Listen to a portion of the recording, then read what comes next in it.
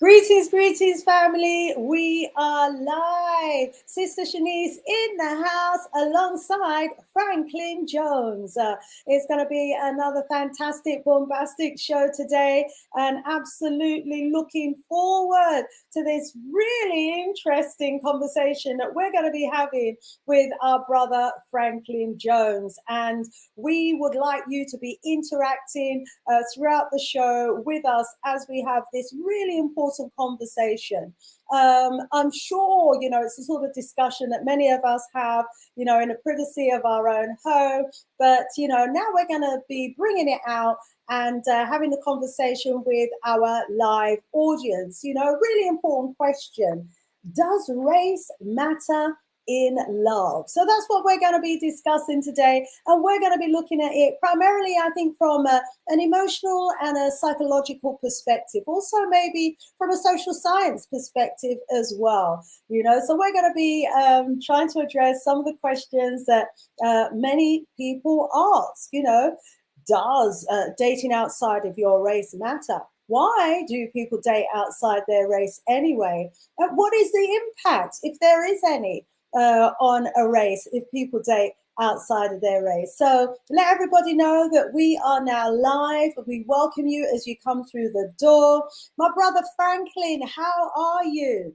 I'm fantastic. Thanks for asking. It's always a pleasure to be on your program. Thanks for having me. Oh, it's an honor. It really, really is. Family, if you have not had the opportunity to hear our brother Franklyn Jones before, you are in for a treat.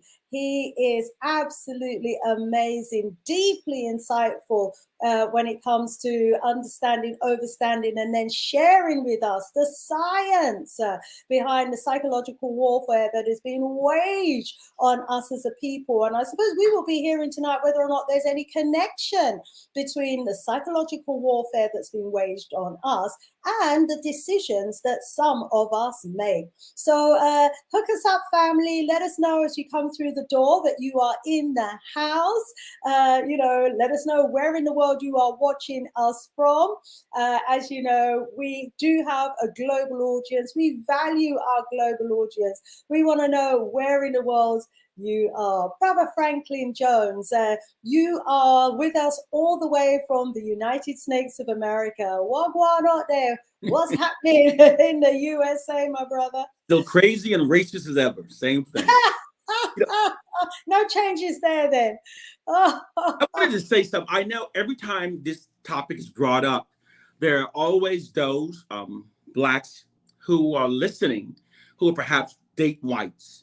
And they want to call in and they're going to start arguing. They say they have the right to date who they want to. That always happens. But I think that the conversation is so often when that person who's dating outside their race, they always tend to feel that their relationship is superior than those of us who are dating blacks. And so the point is, before those people call, and I want you to think, what causes that feelings to come from? So often the white person dating the black person doesn't put down their entire race, but so often the black person finds it necessary to constantly put down their race. Now, that mindset, we should observe that mindset and we should discuss that mindset because that mindset also becomes a part of the choices we make when we marry a white person. We notice often when people marry white, they marry sometime down financially. And they would even date or marry a white person that they're not necessarily physically attracted to. I know black men who would never date overweight black women, but would date obese white women. So why is this? And I think we have to peel back the onion a bit and see the psychology behind this. And it's all directly connected to the social engineering of our society. We are always being bombarded with subliminal information that conveys white is better than black. White is better than black.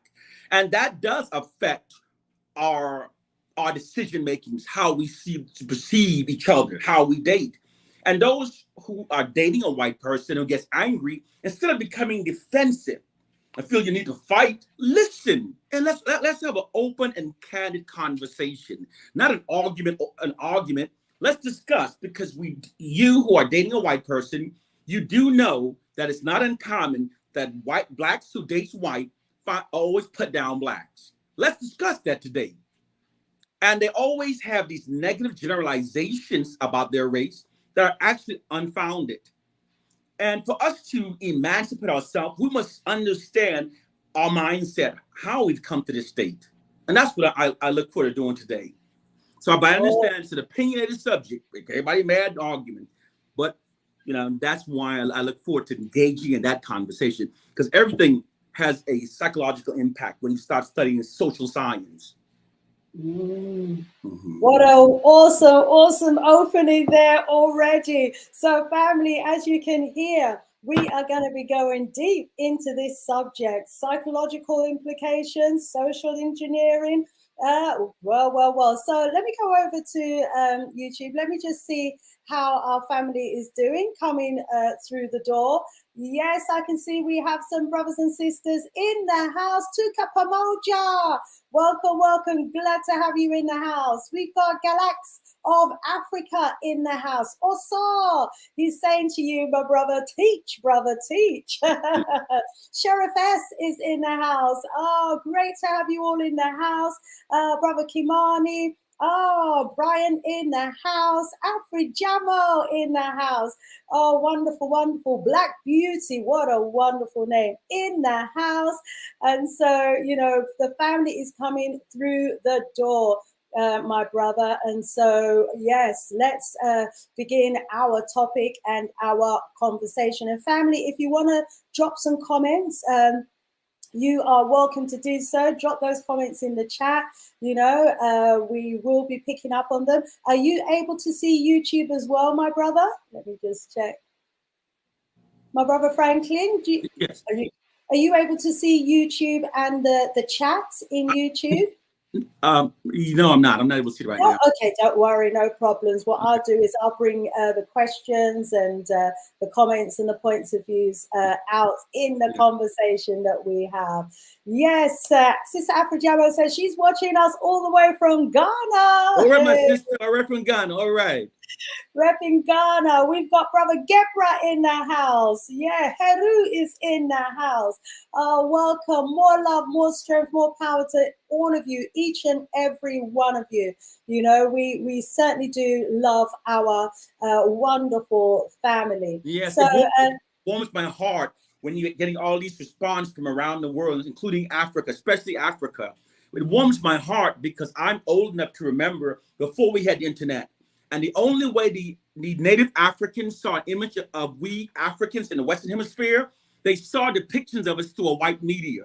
So it could be a black person in Great Britain getting beaten by police, or a black person in America. So they never saw us and who we really are, and see that we really are one people.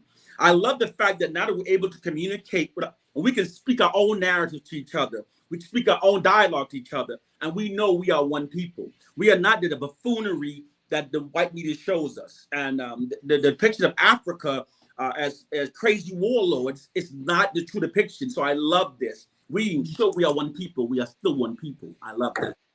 Absolutely, Ashe, for real, my brother, because back in the days when we saw images of our brothers and sisters in America, it was always negative images. Yes. Always was. And then also, we would hear about the awful works of the likes of, the Ku Klux Klan and their racism and the lynchings and stuff like that. It was always a very derogatory narrative, and also very derogatory images as well. And it was all very soul destroying. But nowadays, as you say, through social media, we can live. Yes. Yeah. Like the white society creates a fraudulent depiction of black people that fits their internalized derogatory narratives about us. They make us appear as what they want us to appear. That's the power they have. They vilify us to falsely validate their mistreatment of us. They dehumanize us, make others insensitive to our plight. They literally control our image. And we don't realize the power that gives them. That allows them to control how others perceive us as well as how we perceive each other. Yeah, for real. That's why I love the internet so much. I love this ability we have. I love it. So we have to make the most of it, family. So let everybody know we're live. We're ready to start the conversation about dating outside of one's race. What's it all about? Is it really? be just about love? Well, some people say, you know, why comment? Why should it be an issue? People should be entitled to love who they want to love, shouldn't they? Are we making these decisions of our own free will? And or are we being externally influenced? And what is the impact of the decisions that we're making? What's the impact in terms of our economics, in terms of our race, how we're perceived as a people? What's the impact psychologically? Even, you know, are we noticing any patterns or any trends? What's the impact on our culture as well? Are we losing our culture as a result of intermixing? You know, we have to consider these implications because they all have wider implications for our race and us as a people. I'm sure other races have these conversations all the time because they control their own education system. And so, you know, they can address the mindset, as our brother was talking about, of their people through their education system. We are, unfortunately, not in control of our education. And so, you know, we have to use these platforms, as our brother was saying, use the opportunity to communicate with each other so that we can consider, you know, some of the things that maybe many of our people are doing without even realizing the impacts and the consequences of it. Okay, first of all, I should say that I did do a little bit of research and I've got some figures and I just want to put those figures out there, and then I'm going to hand over to our brother Franklyn Jones, and then I'm going to allow him to just deliver his action-packed presentation to us, and then we'll go into a bit of a conversation. Okay, family, so make sure that you're dropping your comments in the chat. So, right, there was, included in a 2011 census here in the UK, a question that asked about inter-ethnic relationships. And that was so that they could look at the pattern of relationships in the UK. And what they found, first of all, is that in the UK in 2011, there were 44.5 million people in a coupled relationship. These are couples over the age of 16. Some are married, in marriages, and some are cohabiting or in a civil relationship. And 44 million people. And of these, 25.7 million were in a relationship. Okay, that's 58% were in a relationship of all those over the age of 16. Okay, so 58% of the 25 million in the UK. And of those who were living as part of a couple, almost 1 in 10, 9.9%, that's 2.3 million, were in an inter-ethnic relationship. So that's 1 in 10. So what does that tell us? It tells us that 9 out of 10 of us are not in an inter-ethnic relationship, okay? So 1 in 10, that's 2.3 million people out of the 40 odd million couples are in an inter-ethnic relationship. Let me give you that again. Out of the out of the 44.5 million people over the age of 16 in the UK, and out of the 25.7 million who are in a relationship, okay, 9 out of 10, that's 91%, are actually in a relationship with someone from the same ethnic group. It's only 1 in 10 that is in an inter-ethnic relationship. I know sometimes here in the UK, when you watch a television, you can get the impression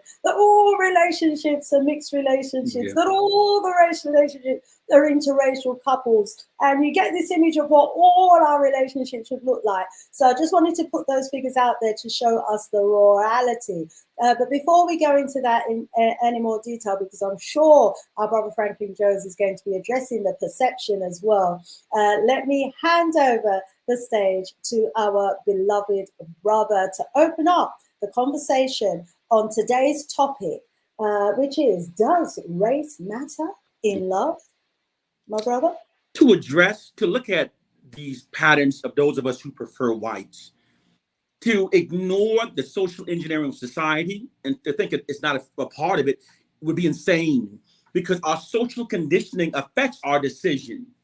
Here is what is a fact. With an all-white dominant society, there is a value system that's being indoctrinated into the public that serves the system of the white society, that benefits, that exalts the white society. Social scientists describe this as merely instilling a value system into the collective minds of the masses that makes them adhere to the authority of the dominant culture. This is why when you notice, when you're watching television, you never hear negative narratives about white people. Because to do so, it erodes their position of dominance. Now, why is it important in dating? We're going to see in a second. From a time when we are young, we are given education that exalts whites. From a time where our minds are young and most impressionable, we're always seeing whites. Now, I've never been to a British school, but I will say this. In America, we are taught in our schools, white did this, white did that. We are taught very little of ourselves. I'm sure the same thing where you're at also. So now, imagine you're a child and you're receiving education where white people did everything, we did nothing. White people did everything, we did nothing. And even when you're taught about Africa, you were taught that Africans were ignorant and uncivilized, and the white man's invasion and enslavement of Africans actually benefited Africa. And there are many Black people who walk around today with that same narrative within their minds. Most people graduate with that same narrative within their minds. Now, when that person is getting older, now when he watches the news, watching television, the programming is always exalts whites and marginalize Blacks. Exalt whites and marginalize Blacks. This is a fact. We all agree to that. Now, when we know this is a fact, we all know this is a fact. And to think that that's not affecting our decisions, but when we're dating, when I see a Black person who openly say, I love Black women, I always smile. When I see a Black person, I always love Black men, vice versa, I smile, because here's the reality. We Blacks who prefer Blacks, we're the miracles. We're the miracles. Because we go our entire life, our entire socialization being programmed to revere whites and hate ourselves. Revere whites and hate ourselves. It is all around us. It's all around us. Even when we look at, the white society always produces what's called subliminal programming that are designed to exalt whites and marginalize us. If you ever look at, for example, the Darwin evolutionary chart, you see them in school, see them in the library, they put the darkest skin on the lowest evolved Homo sapien, and they put a white man in the front. That subliminally conveys white superiority. When we look at our maps, they make Africa 13 times smaller than its relative size and make all white countries larger than its true sizes. There is a program in place that is designed to make us revere whites. It's why when sometimes a Black person go up to a white person, they sit them straighter. They say, you better talk right now when a white man's talking to you. We see this. And where does it come from? We say it's a slave syndrome. No, it's a society functions based upon the narratives that are fed into a society. So to maintain the white dominant society, the narrative fed into society must exalt whites and it must marginalize their greatest threat. Blacks are the most marginalized in the white dominant society. Now, when you understand the social science, you see how it affects relationship. A white girl have a white boy talk to her and she starts blushing. She feels enamored that this white boy likes her. Ooh, a white boy likes me. And you know how to program. They say, oh, I want to help my baby to have good hair. Oh, I want my baby to have light skin. Because we have been programmed. Now, to say that doesn't play, it's foolish for us to say, I don't want to discuss it. When you have been programmed by your enemies, to never address the programming means you're going to go from your cradle to your grave having lived your entire life and your mind was never truly your own. We have to understand this, and this social engineering affects our decision. It affects because this is why when some people have a white spouse, they think they're better than you.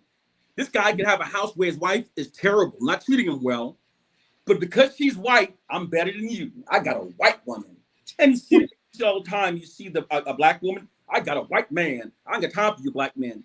And they don't realize that as a part of their socializing, they're made to feel less about themselves and made to revere Caucasians. We've been made to value the Neanderthal characteristics above the Homo sapien characteristics. Now, when you understand that entire social engineering of society, it plays into our decision. It's why a Black woman be at a party and talk to no Black guy who talk to her. And the first white guy walks into her, oh, okay. It's and the programming is strong. If you go to certain parts of the Caribbean, a white man can land into the Caribbean and get all the black women chasing him while they're walking over the black man, walking past the black man. You know, you see it, but you have to understand. For us, and here's the problem: our education system is still being controlled by our enemies, and the programming of our minds benefits our enemies. So they're never going to teach us how our minds are being socialized to think of way to benefit themselves. They would never do that, because to do that would be against their own interests. So there's a programming, and they justify the social science justifies it. Here's how they always create a justification. Here's how they justify what they do to us.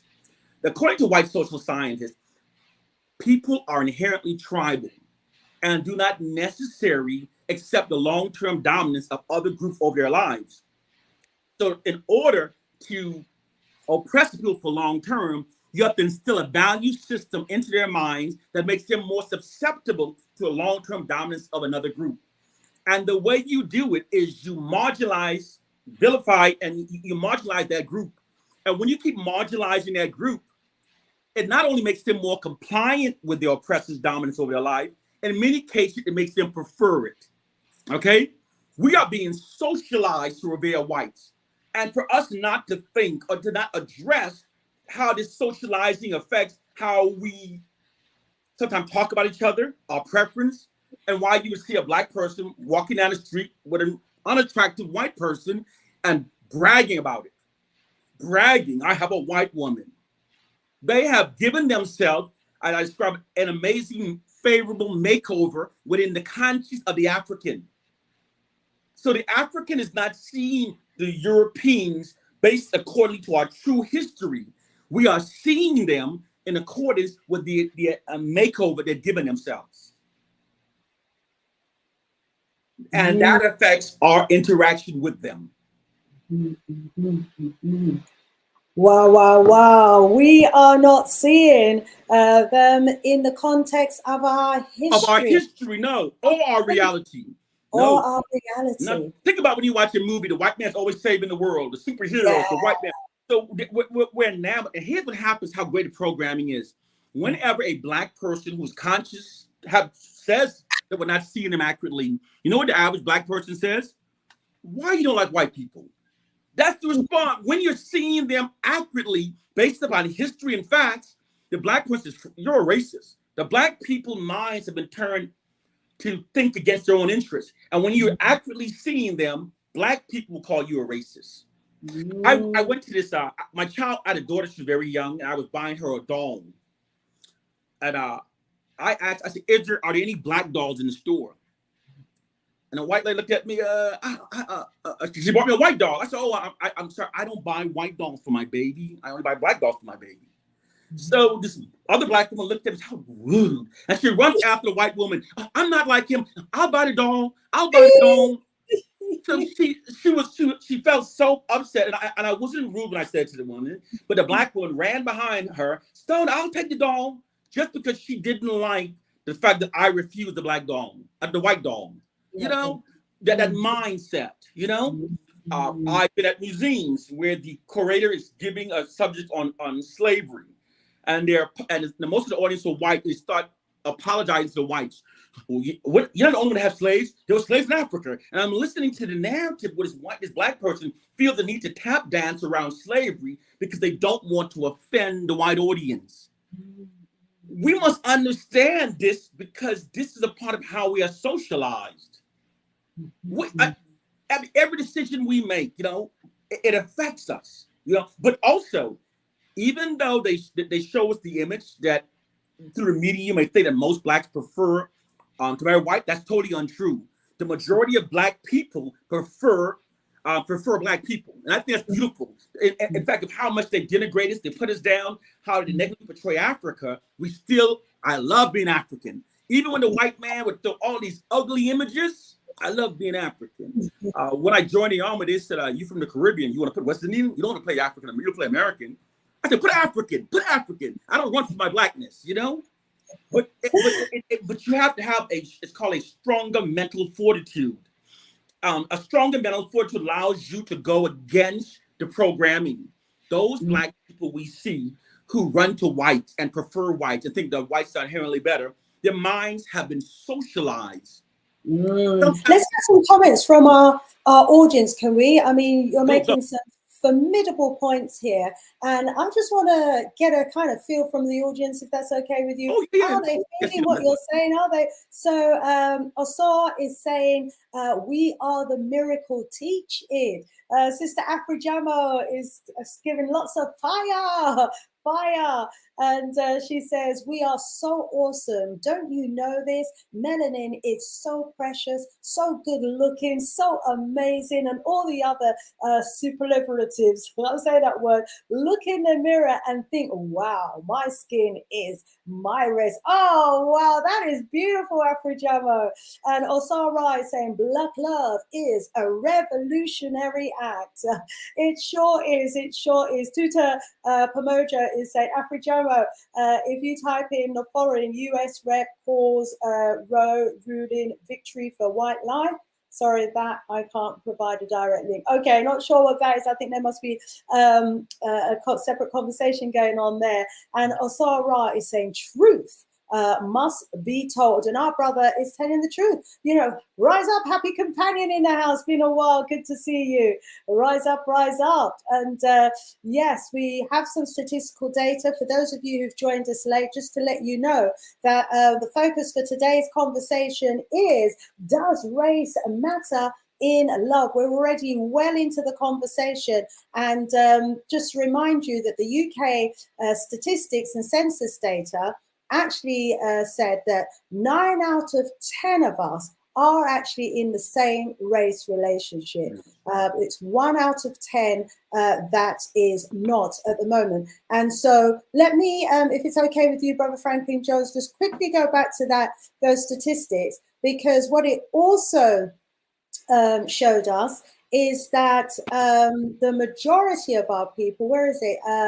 Right, it also showed us that those who are least likely to be in an inter-ethnic relationship, this is about 1 in 25, were actually white British people. One of the reasons they gave is because they've got a larger pool in the UK to choose from. And so the flip side of that may be, okay, well, some Black people are marrying outside of their race or dating outside of their race because there's a relatively small pool to choose from. But then the next group that are least likely to date outside their race are the Bangladeshis, only 7% of them do, and Pakistanis, only 9% of them do, and Indians, only 12% of they do.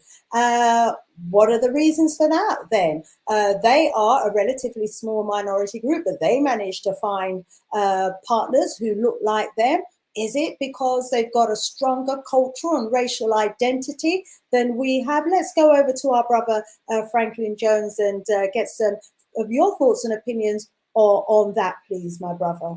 Okay, I'll give you some statistic here first. In statistic in America, we have, in 2011, we had 86.5% of Black husbands are married to Black women. Only 7% are married outside their race. African-American women, 91% of wives are married to Black men. Only 4% are married outside their race. Of all our minority groups in America, African-American men marry outside their race the least. The group that marries the highest outside of their group are Asian women at 27%. That's the highest in America, Asian women. So it shows, basically what you're showing there, that the image that the media shows, they always kind of showcase the Black athlete with his white wife, but the biological kids, and to perpetuate wealth and fame, go find your white woman. That's not our reality. And I use the analogy quickly about the media. You said this earlier. When people look at the media and they think that's our reality, it reminds me of when the alleged space rover landed on Mars, allegedly. And they showed a 3 minutes on the news of a red planet. And that camera was landed on a planet and shined in one area. Then from that moment, every movie that was made about Mars depicted the entire Mars as red. The people saw this 1 minute footage in this tiny little camera and says, that's what the entire planet looks like. Isn't that ridiculous? That's Mm-hmm. exactly what we do when we look through that media lens of how Black people are portrayed and say that's the condition of our people. It's that crazy, but we've normalized it because most people aren't taught to be critical thinkers. Because governments don't train you to be critical thinkers because they want to be able to control the masses. So we follow into it. Even here's the disadvantage we have. Even the narrative that you just read, the statistic you read, the statistic I read, is controlled by white hands. That's the disadvantage. That's the immense power they have on it. They are able, and if any data makes them look unfavorable, then that data is always adjusted. Always. If there's an area in those statistic census that's favorable of Blacks, no, they're going to bring it down. All the narratives that are fed into our society exalt whites and marginalized Blacks. You know, now the different groups, like you were saying, we have a small group in Atlanta of Koreans who tend to only marry Koreans. And perhaps when they come into America, there's a small group and there's a culture and they marry among themselves, you know? So as not being a part of that small group, it would be wrong for me to say this is why that small group is doing it. I honestly would not be in a position to speak for that small group. But I speak for my community where the majority of us prefer Black women. And I'm going to say this, it's funny, whenever a Black man says, Black man, when we say we love Black women, right? When I say I love only Black women, there's nothing unique about me. There's nothing special about me. Most Black men prefer Black women. When people think it is special, when I say I only date Black women, it's because they're seeing our race through fraudulent lens. Most Black men prefer Black women. Most Black men date Black women. Most Black men marry Black women. So we are seeing ourselves through a distortion of who we are. And that distortion is always negative because when the oppressed are made self-loathing, they are much easier to control. The white man, when slavery ended, he never freed our image of ourselves. The Black man's image of himself is still enslaved by the white man. And we don't understand that. And the fact that our image is enslaved by him, he's able to control us. Like I tell people, I said, our condition has nothing to do with a biblical fairy tale. It has nothing to do with a slave syndrome myth. It is that those who have the power to create narratives that exalt themselves and marginalize us, and that makes us behave in ways that serve their interests, are doing so. They create our narrative, impose it upon us, and we function based upon those narratives. And if any Black person is serious about liberation, he has to study social science. He has to. Reading your Bible, no, you have to understand social science. The entire society is scripted. We don't understand it. Here's the example of how you script society. Now, from my understanding, if I go to British schools, when you learn about the revolution, the U.S. revolution between the U.S. when the U.S. fought against Great Britain. Now, in our story, we kicked Britain's butt. We kicked Britain's ass and we're running. And in the movies, you guys are falling down, running, scary, running, just kick. Now, when I talk to British people, no. When they tell me their version in school, they say, no, we kicked the Americans' butt. And then we made the Americans pay us taxes for so many years. So look at that. Now, this is the same event, but you see how Great Britain's version of the history exalts their people and puts down the Americans, Europeans, and vice versa. So we are not functioning based upon truth. We are functioning based upon narratives. Because if I said to you in your teachings, and you were educating Great Britain, did America beat British butt? Did we kick your butts? Did they say we kicked your ass? Did we in your books? Did America kick your butt? No, right? You never heard that. We're giving different histories. We're giving different versions, you know? Those who control the narrative, it's amazing that the power. Some people say, what does this have to do with the mindset of Black people? You have to understand how those who control the narrative control the people's mindset. It's amazing, you know? And it's all around us. I'm going to give you another example. I'm going to tie this back into his relationship.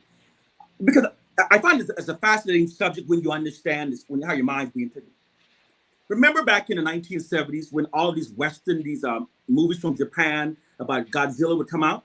These Godzilla movies. Remember back, it was common in the 70s and 80s, right? Yes. Now, I was watching a documentary some years ago from the people who did voiceover for them. And they were talking about how they did not truly respect. That's white racism against Asians. They didn't truly respect the dialogue. They didn't respect Asians. And sometimes they would make simplistic dialogue, fake dialogues, and they would create names. They would dub these movies terribly. And then we here in the Western world will watch these Japanese movies thinking we're following the true dialogue, thinking that we know the true stories. But we don't know the true stories. Even though we've seen those movies many times, we know the narratives that someone else put in the mouths of everyone. You see how fascinating it is? So we, in our paradigm, we say, oh, I've seen a movie, I know what's going to happen. But no, you've never actually seen the true movie because you're receiving a simplified storyline, sometimes totally made up. Those who control the narrative control the minds of the masses. And the white man controls the narrative. When South Africa was going free, there was anxieties among the South Afrikaners about the blacks getting in power. U.S. government officials informed them, you have nothing to worry about as long as you're controlling the media. As long as you're controlling the media, you're controlling the narratives. And you're able to steer the South Africans' collective aggressions away from the whites who have oppressed them for so many years against their own Africans who are coming in. So the collective aggression through the media, through the narrative, the aggressions have been shifted to expats. So you see this is proof. Now, I say all this because our narratives are controlled by our enemies. And those narrative affects everything and how we function. People function based upon the narrative. Public perceptions are made based upon the narrative. So when you are receiving narratives, let's say I'm a weak-minded person. Let's say I wasn't born with this mindset that the ancestors given me.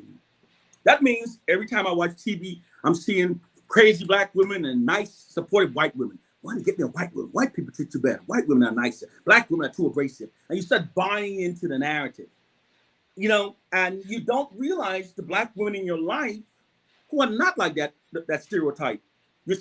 I've seen black men says, I don't like black women because they're all rude and nasty. I said, is your mom rude and nasty? No. I said, your sister rude and nasty? No. There are exceptions. But yet in their mind, they're convinced that the image is true. When a preconceived notion has been implanted into the mind, the person stops noticing all the evidence that refutes it and only notices those minute incidents that confirms it. So just programming affects how we perceive each other, how we date. You see it. Some people say, I want a half-white baby because they're prettier. Society showed that to us. That's the beauty they show us. And until I think the problem with with how we're being socialized also, the white society is telling us that, okay, let's hold hands. That's the image in the front and move forward. Let's forget about the past. But while we're moving forward, they still have programs in place to maintain their dominance. Because although all white governments publicly professes equality for all people, they are secretly unrelentingly committed to the preservation of their nation's white dominance. There's also an immense fear of massive unified black retribution as a result of their history of brutally mistreating black people. So this results in deploying propaganda against us. So they may tell you, let's stop talking about race, while the whole time race is always in the front of their minds. And they're programming us in their television shows. They're programming us in their media. It's all around us. But we don't have those in government who speaks this dialogue. Those who come in government, even our local politicians, they say they don't want to rock the boat. They don't want to be called extremists. The so-called blacks that are in power, they tend to have more ideology that is appeasing to the whites. And they call black ideology as being extremists. So our ideology has been made to be, the ideology of black liberation has been made to appear to be some of fringe crazy that's put on the side. The reason why this is such a complicated system of racism we're talking about is because when the blatant racist tactics used in the past of maintaining dominance became no longer acceptable in changing times, the white society started using social science. And the social science is how we're being programmed. And until black people wake up and recognize there's a social science, we are so clueless of it that we take our children to school, right? Since the first day of school in America, they start at 5, that's pre-K, How will they start there? 5 as well. If they don't go to nursery, yeah, but yeah, we take them to school, and we're so clueless of this reality that we're only concerned is are you behaving and getting good grades on your report card. We don't realize that education is how you indoctrinate a society.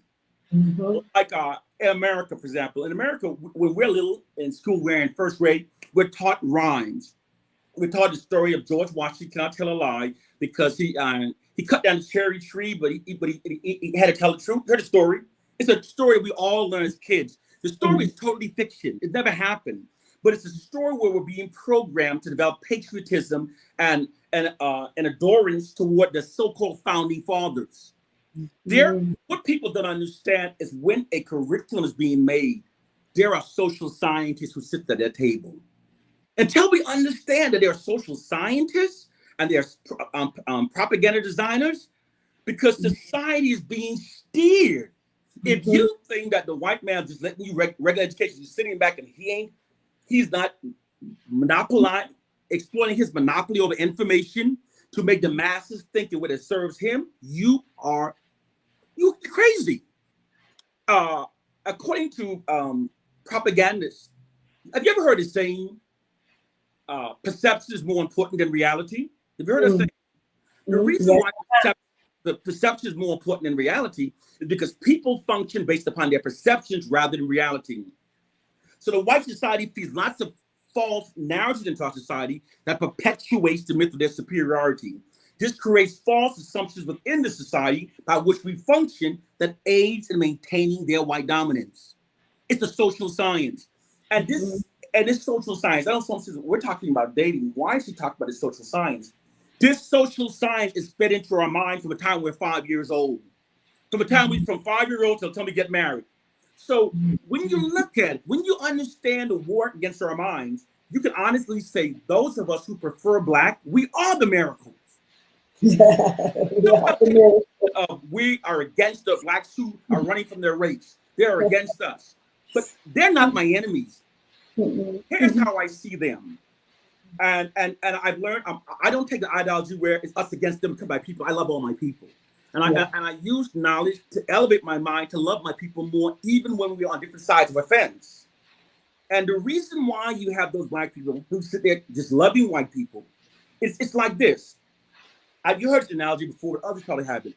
If you have a group on a ship and they're constantly receiving negative narratives about themselves, everything's negative, what happens to them?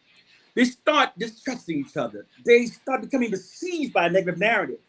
And then what happens is then they want to disassociate themselves from members of the ship. And then some will dive off the water and swim toward the taunting ship, believing that their ship is inferior when it's actually better. And then some Black people would go out of their way to try to show white people that we're not all the same. They go out of their way to try to show white people, I'm not bad like the rest of them. I'm a good one. You know? And for us to keep saying that's Willy Lynch, that's the slave syndrome, that is ignorant. We must stop saying that's the Willy Lynch, because the Willy Lynch is a tool that keeps us distracted from finding the truth. The Willy Lynch is false knowledge, and false knowledge is worse than ignorance. Know why false knowledge is worse than ignorance? Because an ignorant person might continue to pursue and search for the truth, but a person possessing false knowledge stops searching for the truth and becomes mentally enslaved by the false knowledge. Willy Lynch is false knowledge. It's not how you brainwash people. It's not how you brainwash a generation of people for so many years. And I can give you proof that Willy Lynch, probably not Willy Lynch. I can give you proof right now. You know the proof? Here it is. First of all, the person who wrote the Willy Lynch book, he died this year. Dr. Shanti. He wrote it. He said it was totally fictional. When the experts examined the letter, they found that there were inconsistencies in the letter. It was not written in 1700. It had modern words in it. And we know what the problem is not Willy Lynch, because during the 1960s, African Americans started calling us wearing afros, being proud of our African heritage. And then today, now we're calling ourselves niggers and bitches and wearing long weeds. If our condition was connected to slavery, the self-hate would have been lesser today than it was in the 60s. The fact that our self-hate is greater today, the fact that our self-love has eroded since the 60s, it shows you there's another programming. It's an ideological subversion programming. They started adding it. Once they saw the black descent, they started using propaganda. And they determined they had to keep our self-esteem low because they say black descent was caused by elevated self-esteem. That's why everything about us is negative. So when everything about you is negative, when you got a white person, I feel superior. I got the white woman on my arm. I don't care if she a meth fiend. I don't care if she do crack. I don't care if she was a whore. She's white. I got a white woman. You know what I'm saying? That would we. It's funny, but you see that mentality. I don't care what she used to do. I got a white woman. You know, and you've seen, and you see it in. I have family members, and some of them have mixed babies, cousins. We have these family reunions, and I've seen the older blacks come there and want to pick up their babies, but they don't want to pick the black babies up. They pick up only the mixed babies. Oh, it's very pretty. It's very pretty. Ooh. And so this mindset, we have to recognize how our minds have been socialized. The comedian Trevor Noah, for example, he was talking about he and his cousins and brothers and sisters did something wrong, and his grandmama came to beat them, and his grandmama lashed all of them, and when she came to lash Trevor, she couldn't hit him. She couldn't. Psychologically, she couldn't hit him, and because she'd been so programmed, and because Trevor's white skin, she could not hit Trevor, even though he was a grandson.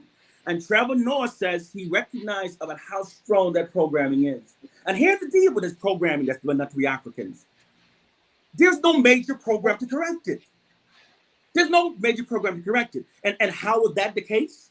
Many of our schools around the world is supported with funding from white institutions, from white governments, and they control the curriculum. So therefore, you can lose funding. Or if you're a nonprofit organization, if you're what they call this, they say your mission is not in line with ours. So therefore, those who want funding from the white society keeps their mission in line with the white society. Our schooling, our curriculum. You understand what I'm saying to you? How big this situation is? The white man is situating himself to maintain his dominance. And there's a saying in psychological warfare. When you're faced with a biological superiority of another people, you create a psychological remedy. I'm saying it again before we break it down. When you're confronted with a biological barrier, person is outrunning you, outthinking you, smarter than you, you have to erode those people's image to maintain your dominance. Now, because they're not able to conceal our greatness in sports, because it's too obvious, it's public, they therefore denigrate all of our narratives that's under their total control. They can't conceal how great we play football. They can't conceal how great we play basketball. They can't conceal because that's a national, global platform. But what they do is the narratives of us that they do control, they keep those negative. So it makes it appear that we only exceed Caucasians in our athleticism, in sports, but we're dumb as a rock.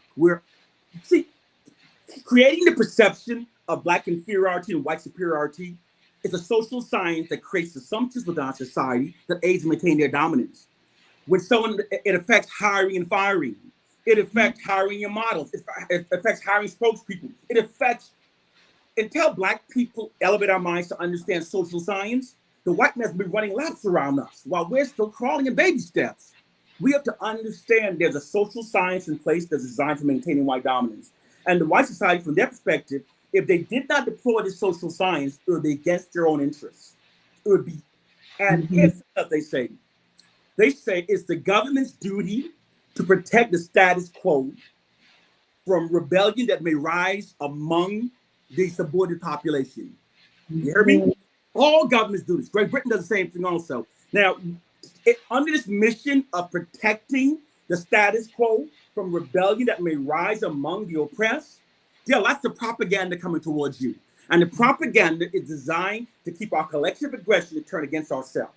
It's designed to keep our self-esteem low, our morale low, because it makes it easier to control. But that same programming also makes us feel elated when we have a white person we call our own. That same programming.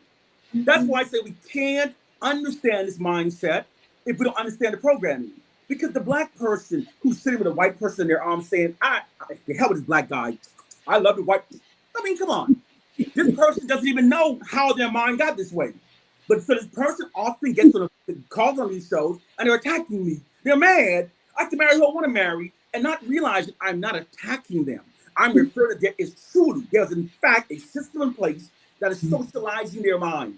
And the system is in place and it's designed to continue socializing the minds of our children and their children. And until we wake up and understand the system and then put a stop to it, it's going to continue doing. So my brother, you know, understand, you're not passionate about this because it's a real war. It's a, what is it called? The silent war. There's a silent war being waged against Black people. Yes. And most of us are totally clueless of it. Yeah. Totally clueless. Yeah. Wow. So much has been covered there, and you have gone deep, into the sort of psychological impact on those who are dating outside of their race. And it's, such a profound and scientific way of looking at the situation that's impacting on our community. And so we can see, as you're saying, that we are being socially conditioned from the day we go into this to elevate whiteness and at the same time to denigrate, us as a people. And this also, my brother, speaks to how we are being perceived by others outside of our race who are getting the same education. Yes. They're also receiving the education that elevates them and denigrates us. So they're looking at us as if we're scum under their Yes, feet. exactly. Someone said in the chat, we are a miracle. And you said, we really are a miracle. I'm glad you said that. I'm sorry. No, it's okay. Go ahead. Thing happened with my nephew, and I was upset I wasn't there. This was years ago. My nephew's in the Army. He's Ranger Special Forces, does all that stuff, right? He was on a Special Force base, and they're sitting in the dining hall, and this white person there says to my nephew, you know what? I'm ashamed of you Black people. I mean, let's be real. You Black people have done nothing towards society. You've done nothing. He said, you didn't invent nothing. You didn't do nothing. And he's talking to my nephew. Now, my nephew's in a situation where Special Forces is 98% white. So it's a branch where my nephew didn't feel comfortable going back and forth. Some of the superior officers say in this conversation. But however, that person who was telling my nephew, that we've done nothing, that is an ideology that's believed by many. Many people are walking around with the perception that most inventions that revolutionized the world came from the minds of white men and that Black people are the leeches of society who invented nothing. They believe this. And they don't realize that narrative is totally untrue. Now, the reason why they find it to be untrue is they don't understand that their perception of reality could be so distorted. They say, how can it not be true? Man, I know it's true. Listen, you have to understand social science. Public perceptions are shaped by the narratives that are fed into society. So all that's required to distort the public perception of reality is to feed distorted narratives into society. The public will accept those distorted narratives and then function based upon those distorted narratives rather than what's actually true, okay? Now, the white society exploit their monopoly over societal narratives by feeding false narratives into society that falsely exalt themselves and that falsely marginalize Black people. It creates assumptions in society that protects their white dominance. Now, the reality is that most inventions that revolutionized the world were either invented by a Black person or were inspired by a Black person, okay? This is a fact. I present this all the time. It's facts, cold facts. After slavery in America, within less than a year, African Americans submitted 724 patents to the U.S. Patent Office. This more than doubled the number that whites did. And this number hasn't changed. In America, the U.S. Patent Office is disproportionately filled with patents by Black people. But these narratives are hidden from the public, and it's necessary to hide them because, as I said earlier, a society functions based upon the narratives that are fed into a society. And for the dominant society to maintain their dominance, the narratives fed into society must exalt the dominant society and marginalize the subordinate population. So we're functioning based upon false narratives. I've also met Black people who says this, well, I'm glad slavery happened because if we were in Africa, we'd have been ignorant, dumb, and illiterate. And they would insist that this is a person with a college education. So how does he come to his mind? Because he was taught that Africans be illiterate and uncivilized. He was never taught that it was the Africans who civilized Europe. He was never taught that all Greek scholars were educated by Africans. He's not taught that the oldest human prosthetic, the oldest university, the oldest encyclopedia are all in Africa. So you see his entire perception. So he doesn't know, the white masses don't know that their collective self-esteem has been falsely bolstered at the expense of the collective self-esteem of Africans. For example, there are people who says they insist that the ancient Egyptians were white, were Europeans. They insist this. It's because they were socialized, they were given this narrative. In fact, the term the Middle East was used as a propaganda tool to make it appear that Egypt was not a part of Africa. And it worked. People said, no, Egypt was not Africa, it's the Middle East. There's a propaganda. But here are the facts. Here are the facts. The Europeans and the Arabs arrived in Egypt in the 7th century. The pyramid, the Sphinx, this ancient kingdom was built thousands of years old. But when they was built, there were only Africans there. That's right. So the only person who could have built it would have to be Africans. The Great Pyramid is older than the story of Adam and Eve. So it's not possible that Hebrew slaves built it because it's older. Africans built it. And this is all supported by facts. But here's the story now. Now, here I just told you, everything I told you, I can prove to you by facts. But like I told you earlier, according to social science, perception is more important than reality. So by creating the perceptions that benefits and exalts the white society, it's all they require to hold their power. And they distort many facts and they perpetuate so many falsehoods to perpetuate the ideology of white superiority and black inferiority. And it affects us. It's all around us. And I say this, if you are not a critical thinker, if you don't research facts, they've really brainwashed you. Absolutely. If you're not taking it on your own to learn, you learn that the white man sits upon a throne of lies. The practice known as Orwellian propaganda is a distortion of history, distortion of fact, but there's also social science behind it. According to social science, a people's future. You ever heard of saying, "Those who control the past control the future"? Have you heard that saying? A lot of people here don't know what that means. Here's what that means: a people's future aspirations are inspired by the history they're taught to believe by themselves, because people references their capabilities based upon what they're taught to believe by themselves. So the white society whitewashed the history to exalt the aspirations of their people and to create a false platform that supports the ideology of their superiority. Everything is a social science. You know, that's why I say you have to study social science to understand what we're in. We're in a system that most people understand. So we express our frustrations about it. But there's a science, and our minds are being programmed to support the system of white supremacy well into the future. And that programming affects us. It affects us all through our lives if we don't become conscious of it. If you're not conscious of it, you start functioning on an autopilot of it. It's called thinking without thinking. You know? Rise up. I'm animated. I am sorry for that. But no problem at all. We love it. It's so about deeply understanding. This is a system. When I was in the military, I didn't tell you this one. When I was trained in psychological warfare in the military, you know what they taught me? This was interesting. This is the Military War College in Fort Benning, Georgia. It's the biggest prestigious war college where people come from around the world to learn here. Now, in the war college, they were teaching psychological warfare. And here's what they teach in our military doctrine. This is U.S. government doctrine.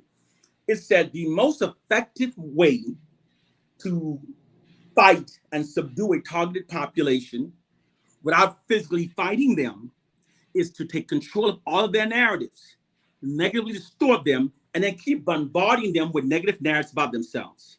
This turns their collective aggressions away from their true enemies and redirects it against themselves. The government teaches this. Is this not exactly what happens to us? Is it not? These similarities are too great for us not to make the connection. This is how the white society controls us. They keep us believing less of ourselves, negative of ourselves. Now, when we are programmed believing less of ourselves, to say that this doesn't affect our dating choice, this doesn't affect when we have a white person on our arm, it is. Our entire socialization is a part of that. And we don't even realize it. You know, we don't realize it. You know, we defend our position, but we don't realize that our minds have been brainwashed. We are being brainwashed on a daily basis. It's My normal brother too. Franklyn It's Jones. normal. Yeah. It's coming at us from all different directions, and you know, those of us who are watching and listening today, hopefully you're all thinking about how we are being indoctrinated and programmed as a people, because this is the narrative now. We've got to counter all of this in order for us to be able to, you know, grow our race as a people, because obviously, you know, if we're too many of our people are dating outside of our race, it's going to have an impact on our culture, on our race. It's going to impact on us economically. Now, there was a comment in the chat, and it said something like, "Oh, that they've seen statistics to suggest that 50% of our people are actually dating outside of their race." Where is it? And again, we can see how statistics can be manipulated. So Afrojamo said, Bossman, 50% of our people in the UK are dating outside of our race.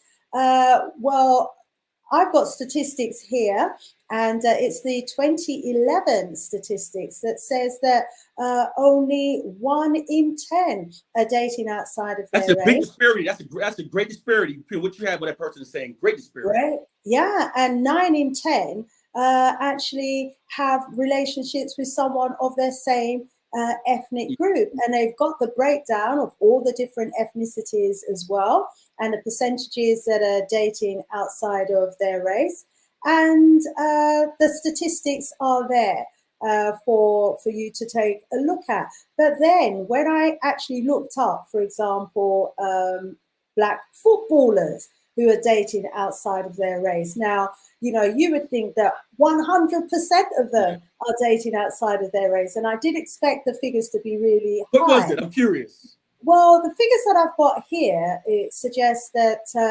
it says, I'll just go quick read. It says, despite the fact that the majority of Black men in the UK marry Black women, 67% of England's Black footballers are with white women. Now, that's really high because obviously that's the majority. Yeah, but you would think it would be higher than but that. Who's the source? What's the source? Who's the source on that? Well, this is just a vlog or an article called by Rabba Publishers. It's an independent UK publisher. And let me see if they say where they get their statistical information from. When I give my lecture on that subject, there's an exercise they do in my lectures. And I give everybody a piece of paper and pencil. And I said, okay, I would like to, off your head, I'd like you to go ahead and write down 30 Black celebrities, actors, athletes, 30. And write them just the names all the way down on the list. Now I'm going to give you 20 minutes to Google all their wives and then write down white, black next to it. Every time I've done it, more than 75% were always more Black. And I use that exercise to say that, to show that your perception is not a reality. It doesn't necessarily mean it's a reality. Absolutely. There is definitely a push. And you can see it through the footballers and through our celebrities, where they will focus the camera on those interracial relationships, and they will ignore, you know, the Black relationships. You don't know they exist. And so the young people growing up watching this, they think, oh, they equate, you know, having a white woman on your arm as being successful. And, you know, so we are a miracle that we're still having Black babies, really, in terms of what is being launched at us. I just want to touch on the economics of this, because if you imagine, you know, that 67% of our celebrities, footballers who are earning vast sums of money, who are marrying outside of their race, economically, that's inevitably going to impact on our community, because this is income that's been directed away from our community and that's been invested back into the white society. Yes, yes. And so this is how we can be kept poor as well. So Yeah. if they are successful, which they are with the majority of footballers, of pushing this ideology that they need to be in a white relationship, then all that money that they're earning is going right back into the pockets and the funds of the wider society. This is money that could be coming into our community to uplift our community and to help to enrich our community. So it does have a major economical impact when our people date outside and marry outside of their race. And so we need to be mindful of the economic factor as well as the psychological. So we've really honed in on the psychological and the mindset and how the mindset has been shaped so that, we some of us, not all of us, have been fooled by their narrative, but many of us have been fooled by their narrative. We've really, gone into that. But also it does have that economic impact. Also, what do you think about the issue of race preservation? Because, there are those races such as, I would say, the Indian, the Pakistani, the Bengalis, that have such low incidences, according to the 2011 data, of their people dating outside of their race. Is it because they are more concerned with preserving their race preservation, or is it because they've got such a strong culture? Earlier, my show today was talking about the importance of culture and how it's basically, I describe it as the glue that holds a race together, their culture. Their identity, their language, their religion, their perception of themselves, what they eat, all the things that make up one's culture. And if you're in your own country, it would include the design of your cities and your kingdoms and your environment and your building materials, and obviously what you eat. Is all about a culture that brings people together. But our culture is being diluted in the West. We are being integrated. Do you think that, the integration and the dilution of our culture and the fact that many of us are just not really appreciating loving our culture could be impacting? Yes, I agree, because many of us are not seeing that there is a need to preserve our culture. Many of us believe that when we marry outside of a race, we're moving up. When we're getting half white babies, our babies genetically are going up because they've been conditioned to say that, to believe that. And something you said earlier, and I'm glad you took me on a journey just now when you talked about the economic part, when they're out, these wealthy football players are making these millions and their money is going to the white community. Mm-hmm. Now, that story is a fact. We know that's a fact. When they get rich to go and buy their house in the white part of town, they're benefiting that community. When they buy their Mercedes, the white companies, now all of this is directly connected to the socializing of your minds. Mm-hmm. That's why the white society starts socializing us so young. You know, the white society would be terribly afraid right now if we started making all of our schools in the white society black-owned schools, own curriculum. They would be terrified, because if we started socializing our own people, when the football player becomes successful, he's not going to run to a white woman. He's not going to run to the white part neighborhood, but he is socialized to do so. That's David Chappelle was talking about this black slave owner. Don't know how true the story is, but there's so many fabricated stories that they pass as our history.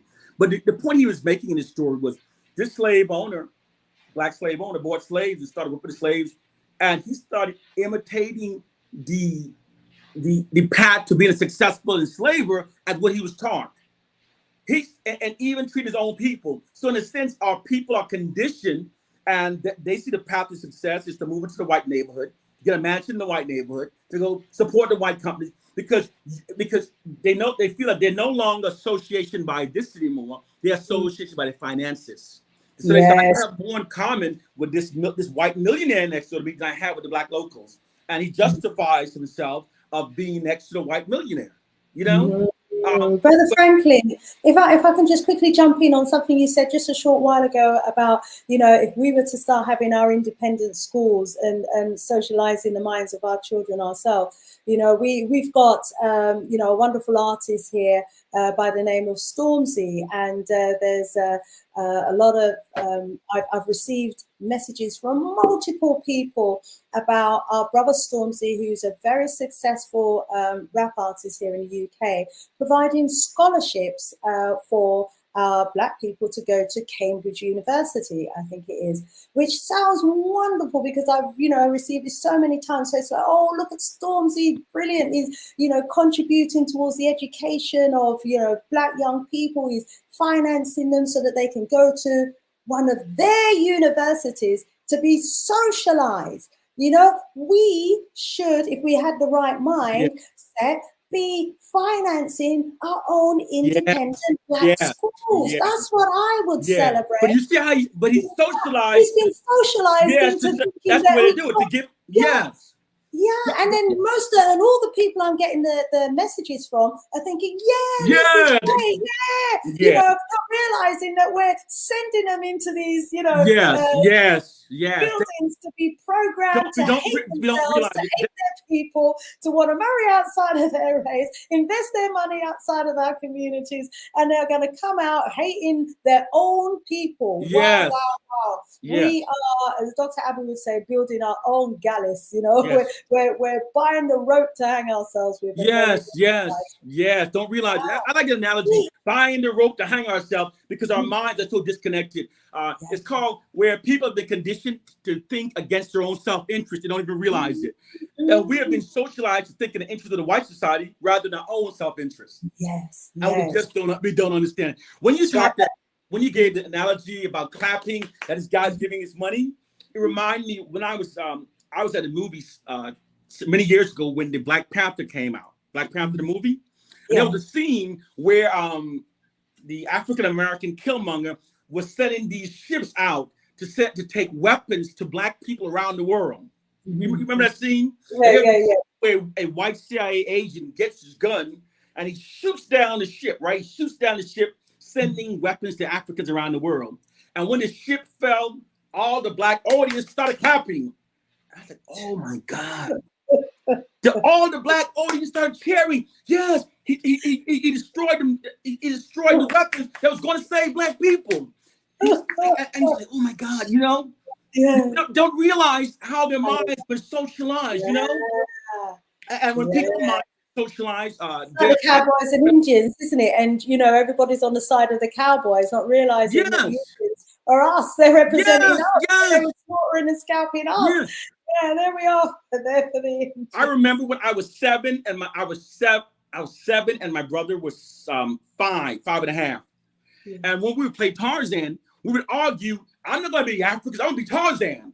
I want to be Tarzan. And we're arguing, but even after around 8, I started saying, hey, that ain't right. I'm the African. And because there was no image of a powerful warrior African, I would create this image of a warrior African who kicked Tarzan's butt. Even at that young age. But we're being programmed. We're being, like we call for example, you say Cowboys Indians. We've been programmed to call the Indians savages. But do you know the cutting off the scalp was a practice started by the Europeans? When the Indians did it, it was done in retaliation.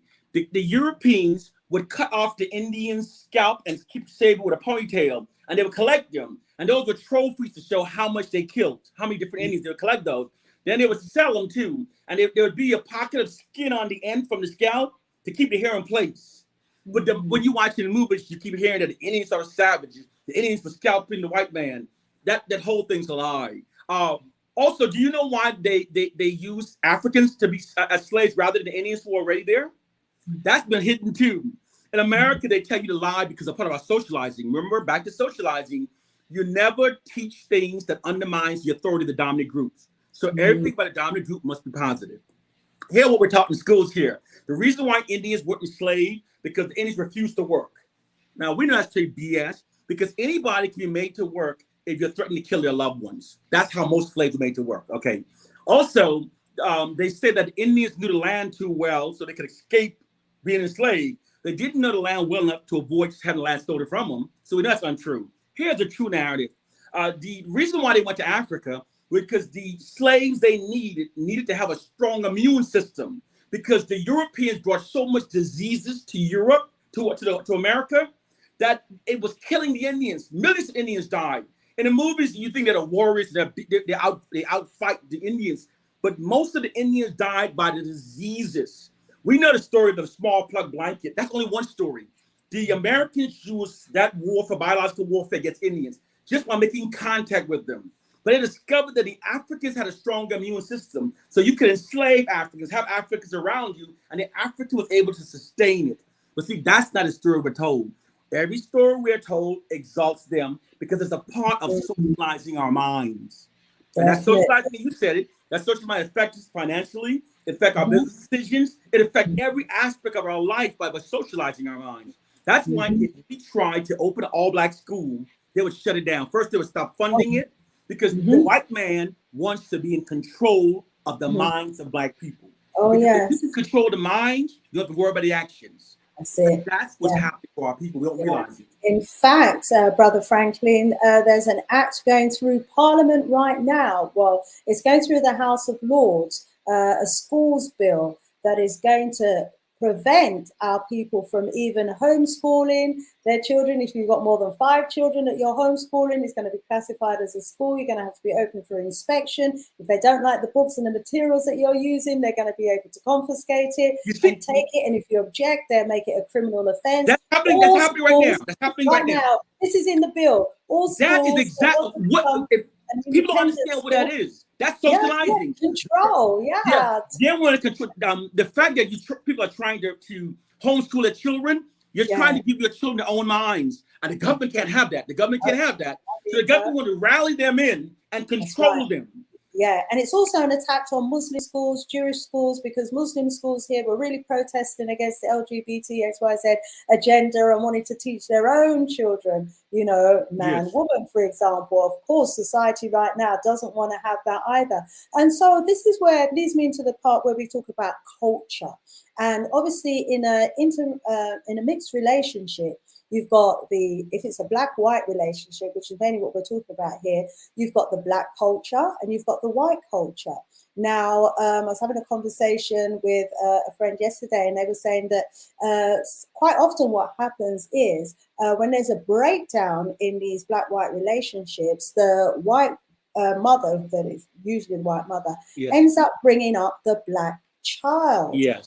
And then we have a situation, obviously, where the black child may be aware of the white culture, but hasn't been educated about the black culture. And so here we begin to lose our culture, potentially, because, you know, when people look at that mixed race child, quite often they're seeing a black child. Yes. And a black child who doesn't understand their culture. And is unable to celebrate their culture because maybe even within their own homes, you know, amongst their grandparents and aunties, etc., they are being made to feel less than and want to divorce themselves from being associated with their black side of the family. So there's a real culture thing here. Now, what has been happening here in the UK is that the increases in children who are born, there's been a significant increase over the last 50 years of mixed race children that have been born in this country, a significant increase.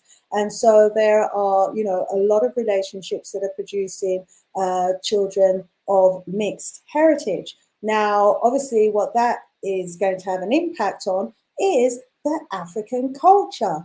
Our parents, those of us who are children of the parents who came over in the late 50s, early 60s, they had a strong Caribbean or African culture. We all grew up pretty much the same way because it wasn't reflected on the television. Most of us, certainly when I was growing up, didn't realize that all the black households were eating like rice and peas and chicken on a Sunday and soup on a Saturday, fish on a Friday, you know, and we all had this same culture, you know, and I think we also, a lot of us, indoctrinated with knowledge of our Caribbean history and our Caribbean, but there was a sense of pride about being a Caribbean as well. And I think that's what has saved us thus far. But this generation now that are getting a very diluted cultural education, that is getting a more assimilated and integrated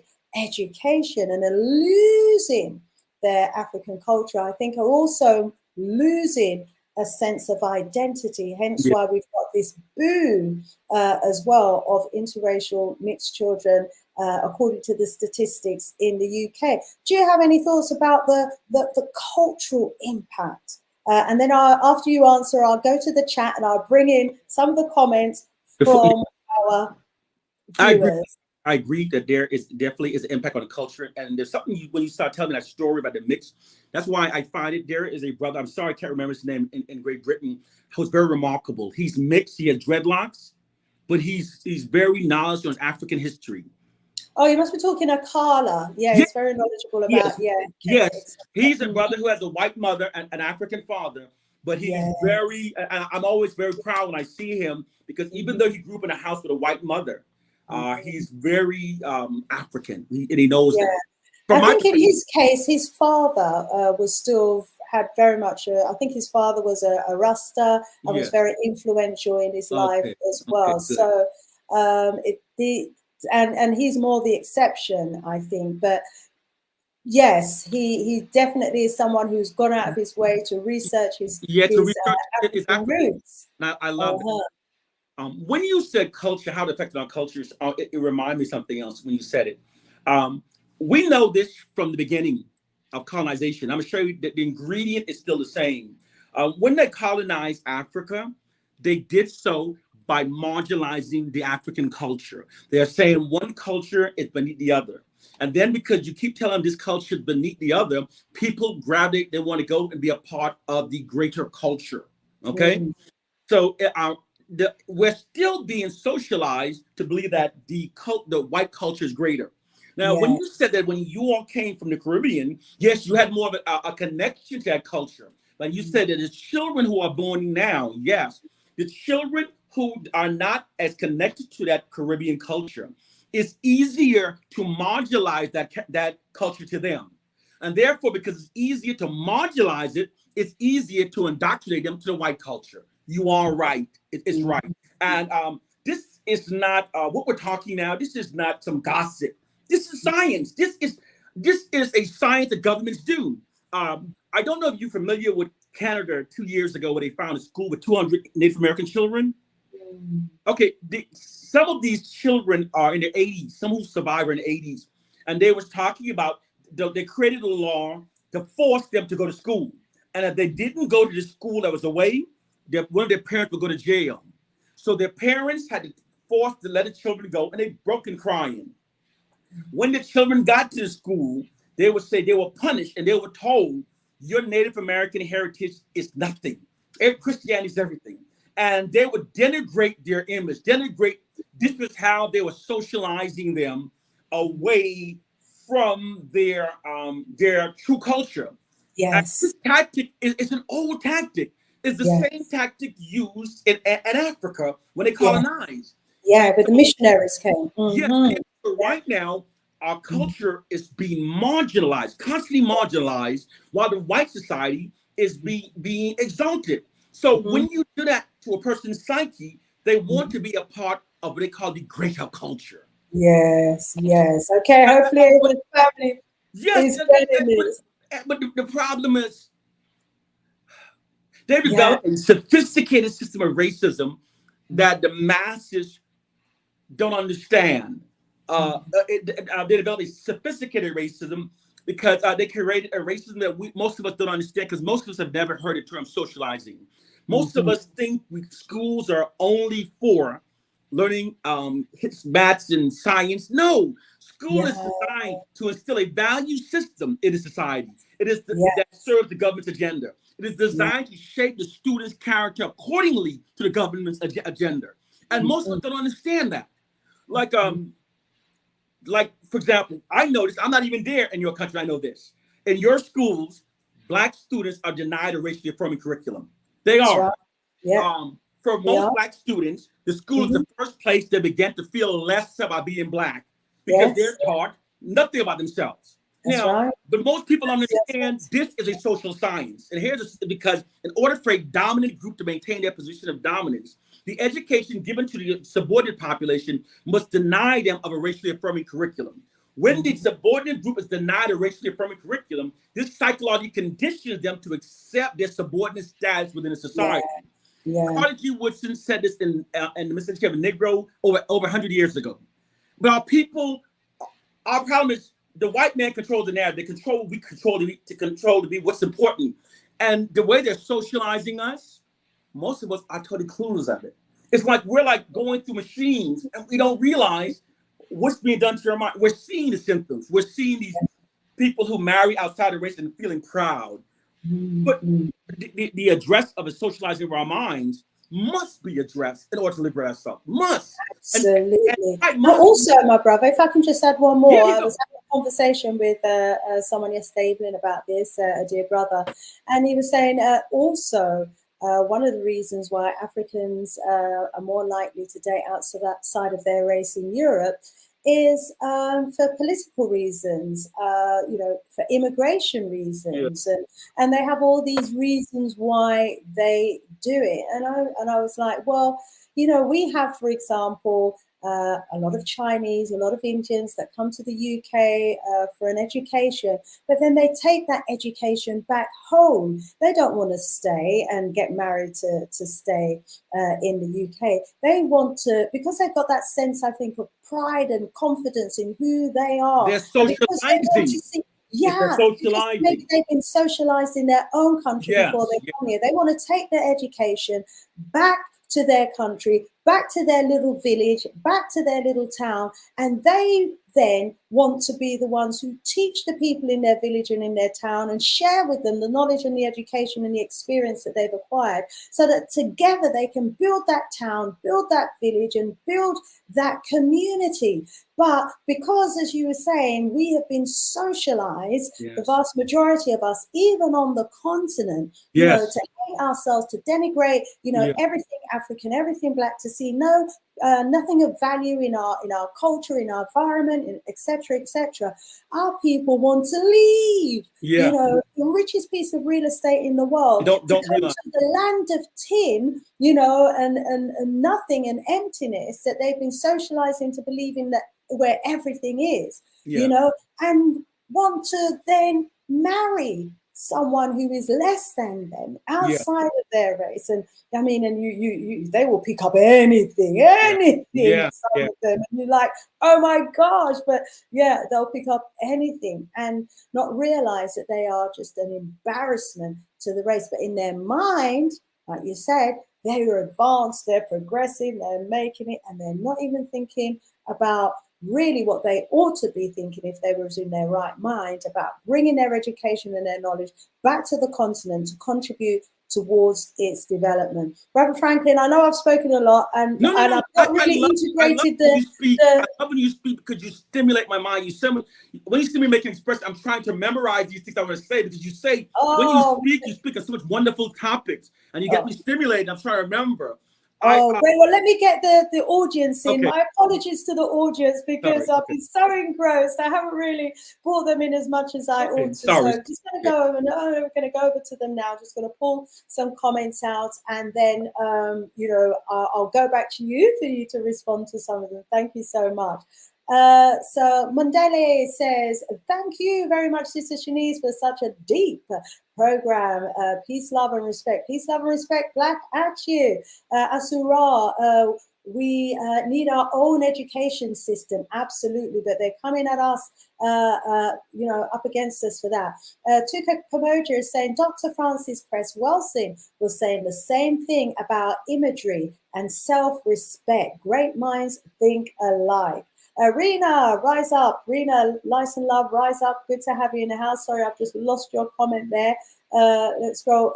Bryant says, Bob Marley was the exception. Yes, he was the exception as well. Sheriff S says, we were strong in the 70s and early 80s in terms of culture and unity. Everybody was Mr. or Mrs. or auntie and uncle, regardless of whether they were family. It was a Black thing. They infiltrated us. Yes. They infiltrated an ideological subversion program. An ideological program is when people, the oppressors, use their control, monopoly of information to feed disinformation into the oppressed that makes the oppressed think and behave in ways that are against their own self-interest. Exactly. Yeah, I mean, when I was younger growing up, I remember that some of our white friends from school, you know, we'd hear how they would talk to their mum and dad, and they'd be like, F off, mum, F off, dad, you know, clear off. They would talk to them certain ways, and we were like, whoa, you wouldn't even dream of speaking, you know, to your parents like that, you know, you get your head knocked off, but, you know, you wouldn't even dream of doing it. And nowadays, sometimes you hear, Black children talking to their parents. Yeah, different, like totally different, totally different. They have been socialized and conditioned. I'm into a grandfather. I speak to my mother with father respect. I still do. My parents are still alive. Absolutely, yeah. If you're fortunate, if I was still alive, pure respect. We weren't even allowed to roll our eyes. Yeah, no, that's right. We couldn't roll our eyes. No, you couldn't even kiss. You couldn't suck your teeth. None of that. This is it. Respect was, you know, put into us. But yeah, we have given over a lot of the teaching and the education now, haven't we, to the education system, not realizing all of what you have been teaching us today of what's really going on in the education system. Let me just quickly go back to the chats, quickly scroll down. Virtual Oath, welcome, says, we need our own businesses and education. It is needed in this generation. Absolutely agree. The sheriff says, Afrijama, more times it's rejects that they don't want. Oh, these are, I think they're talking about the whites, the rejects that maybe the white men don't want, who the black men are picking up. Imhotep is saying, the great genius Sheikh Anta Diop was even prevented to teach the true African history at university in Senegal, as the national curriculum was designed by the tricksters. Yeah, well, see, that's the point. Don't go, stop right there. That is the truth. I was there was a visiting professor who came down to Atlanta to give a lecture. He was from Gambia. I can't remember which country he was from in Africa, but I remember, okay, an African professor is going to come and teach about African history. So I made sure I showed up for his lecture. I'm sitting in there, and he says the first things written all came from the Greeks. The Greeks did this, the Greeks did that. And I raised my hand. I said, sir, as an African professor, surely you know that the Greeks were educated in Africa. He says, brother, I understand, but I'm not allowed to teach that in this class. I have to teach the white society's version. So yeah, it's true. And there are universities on the continent of Africa where the West is dictating the curriculum. Yes. And what people don't understand is the white society's control over that curriculum serves their interests. And when they fund schools, black schools, they control the curriculum. We have to understand our problem is most of us don't recognize our mental chains. There's a mental change. You said some things that I wanted to address. You said the Chinese person comes abroad, gets education, and returns back home to his community. And that we know is a direct result of how he was socialized. So often we say, they're black people for you. We run from our communities and we put our people down because our collective aggression is so easy to put our people down, but we don't recognize that our people are being socialized. And those of us who grow up loving our blackness, we are the miracles. We don't recognize it. We are the miracles. Those minds are collapsed. We also talk about when the people in Africa yearn to come to America. I met Africans who come to America and never knew we had ghettos in America. They said we never knew our poor people in America. We never knew there was ghettos in America. Why is this? Because there's an system where the global media, they only show the poorest parts of Africa, and they also rarely show the poorest parts of Europe. So when you keep showing the best parts of Europe and the worst parts of Africa, this supports the ideology of white superiority. You know, there's so many beautiful cities in Africa, so many beautiful cities in Africa. But in America, the majority of African Americans yearn to visit Europe, not Africa. Now, why is this? Because how we're socialized in our schools. Are socializing our schools to devalue Africa. An Italian American says, one day I'm going to go to Italy, the motherland. A Jewish American want to go to Jerusalem, even though that's a fabrication. But the African Americans are not socialized to revere Africa. We are socialized to believe that nothing good comes from Africa, and the white society did us a favor by enslaving us. So therefore, many Africans say, African Americans in America says, we are happy that slavery happened. Because when for slavery, we'd be stuck in Africa. That's the mindset. And in Africa, I met Africans that I'm glad we were colonized, because before the white man came, we had nothing. You see, the white man needs to control the narrative. As long as he's able to keep controlling our narrative, he's able to socialize us. A lot of people don't understand what you meant. If you can control what's being programmed into people's mind, you're able to control what they believe. That's why the white man is afraid you guys do other homeschooling. That's why there was this attack, even here in America. When we tried to do critical thinking theory, they attack it. They don't want to allow us to be taught true history. Relinquishes the mental chokehold they have upon our minds. And they're not going to let that go because it's too dangerous for them. It's against their interests. They're terrified. And they create that narrative. When you watch the news, for example, and they tell you, oh, we're going to stop it, we're going to push it. They always create a narrative that's not the true narrative. They create a narrative that sounds more logical and reasoning than why they're attacking homeschooling. But the reality is they're protecting their interests. Now, I'm curious, what narrative are they giving in the UK? Why they're going after homeschools? What narrative are they giving? Right. So family, I want to bring in you here. We've been having a really interesting conversation about does race matter in love, and we've been honing in on the psychological programming, the science programming that's happening, the scientific programming that's happening to us, and the socialization that's happening that most of us don't even realize is happening. And this is so deep. Homeschooling, if we were to take over homeschooling, I know it would be the end of the socialization that's happening. So hence why that school bill is going through right now. So much. I've been making notes as I've been going along, my brother Franklin, but what I'd like to do is bring in the audience if I can, because I would like to know from our audience what your thoughts are. Does race matter in love? And if so, why does it matter? And what do you think the impact is on us in terms of our culture, in terms of our economics, maybe in terms of our perception of ourselves? You've heard a lot from what our brother Franklyn Jones has been saying. Do you think that we are being socialized into thinking that we are less than and others are more than? Is that what is happening to us? Are we, as a people, by dating outside of our race, actually demonstrating really that socialization is actually happening, and that we don't value ourselves as a people?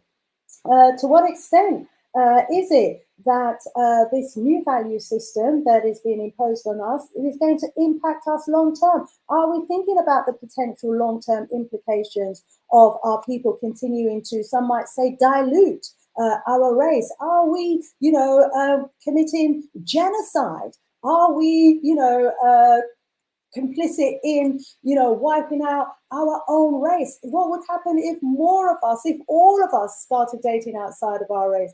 Would we not be bleaching out our entire race? And what would the long-term implications of that be? So many questions there for you, audience members, for you to comment on. So just going to bring in a few more comments for our brother Franklyn Jones here.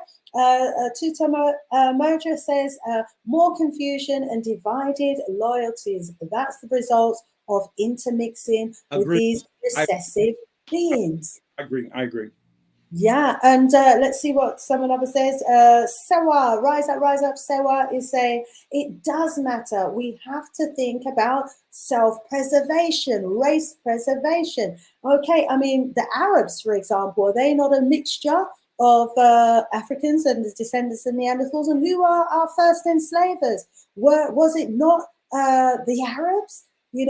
who must hate the black in them, and some would say are continuing to enslave us in their countries today. Look at how the Arabs, did you see what happens on the border of Morocco and Spain? Are these not the descendants of those who were mixed? Are these not descendants of Africans with a lighter complexion? And look at how they're treating their own, you know, because they are being socialized into seeing their African ancestors as being less than.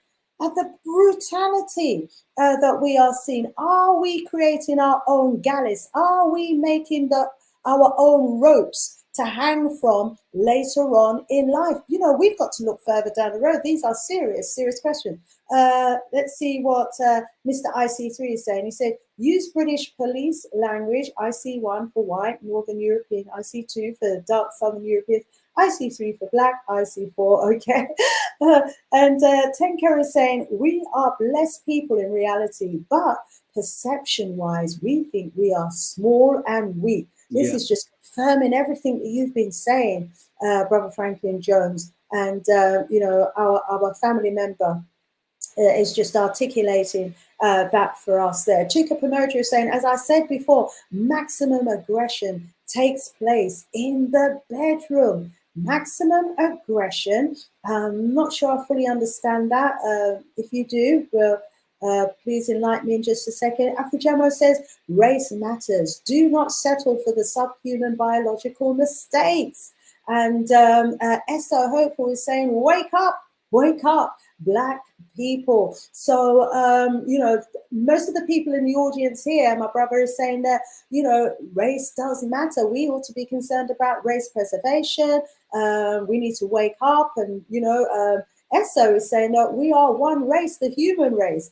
Well, you know, we've got enough evidence to suggest that we're not all one race, actually. We're different species. Yes. And, you know, they're descendants of Neanderthals, and we are, you know, of the earth. We are a different species, you know, melanated, carbon native people. So, you know, and they still have Neanderthal genes in them until this day, according to their own researchers. That's not me saying it. That's researchers said. Yeah. Esso is saying race doesn't matter in love. Many people love their dogs. Some of them would say that they love their dogs more than Black people. Anna Gore says, yep, that's pretty much why we get asked by many AAs if we've got cars and electricity. Right, African Americans, is that maybe a question that many African Americans are putting to Africans? Do you have cars in Africa? Do you have electricity? Because of the images that are shown to denigrate, you know, us as a people. That has changed because of the internet. The internet, they're not as naive and ignorant like that. When I first came to America from the Caribbean, I was 8 years old. And they would say, you from Africa? You live in a hut? They was more ignorant, didn't understand where the Caribbean was located, Africa. So they would call me African. I said, okay, I'm an African, whatever. Because indirectly I'm African, but I was amazed at how ignorant they were. But as I got older, I grew up, I understand it was a socializing. They didn't understand that we're one people, and they didn't understand. So they thought, I said, listen, you live in a hut, you know, y'all swing from trees. Their understanding was totally, you know, lost. That's right. It was the Tarzan movies, wasn't it? Yeah, that was creating the mindset. And even though a lot of them actually travel to Africa, because when I go to Africa, sometimes they're like 90% of the people on the plane are white people. Yeah. You know, today's modern Europeans, they're not our people. So they are very aware of the beauty of Africa and the Caribbean. They're there enjoying, you know, the paradise that those islands and those countries have to offer. But they still, you know, walk around with the mindset that they are superior because their conditioning. Yeah, they're conditioned to believe that. White people are being socialized to believe that they are superior and that they're supposed to rule. That's why some white people have a difficulty having a Black supervisor, a Black boss. Some white people open so they can't work for a Black person. They say their psyche is difficult because they believe the black person is inherently below them. Mm-hmm. So the fact that so many white people believe that they're inherently superior to us, and so many black people have this sense of inferiority, this is the direct result of socializing. We have to understand. Brother Franklin, let me quickly drop something in there. Some black people have difficulty working under black bosses. I know, yeah. Because they have been socialized into not seeing that someone who looks like them as a boss. Yeah, they have a hard time. Yes. I've seen black people, there are two bosses, and one is black and one is white. They give the white boss more respect and give the black boss more headaches. Yeah, I've seen I try not to attack our people, because to attack our people is like having a man kicked in the knees every day and then watching them limp, walking funny. We have to address the kick in the knee. We have to address what's happening to him in order to fix that. You have to understand the root cause of the problem in order to address it. And I think I want to explain something. A lot of people, when I speak, I know we talk about love, love, love, love. I have to go back on the mindset to understand why there's a preference among so many of us for white. Some of us who have that. Now, the terms of there being a war, I understand the preservation of our race. I totally understand that. I'm a man. I'm 57. I've never been a white woman. All of my women are black. Every single one of them. All sisters. Okay. I'm a father of 3 and a grandchild. They're all their moms.